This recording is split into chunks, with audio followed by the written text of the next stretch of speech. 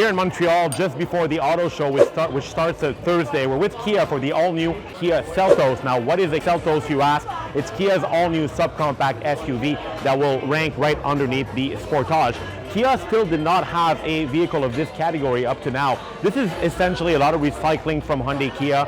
It has its own bespoke styling, but underneath the sheet metal, you're going to find some components that we already know of. The base engines are going to be a naturally aspirated 4-cylinder, a 2-liter of 147 horsepower, made it to a CVT transmission. It's Kia's own IVT gearbox. You can have it front-wheel drive or all-wheel drive, so it's not the same thing as the Venue. And then you can up the game to a more equipped version that comes with all-wheel drive, a 1.6-liter turbocharged engine that develops 174 horsepower.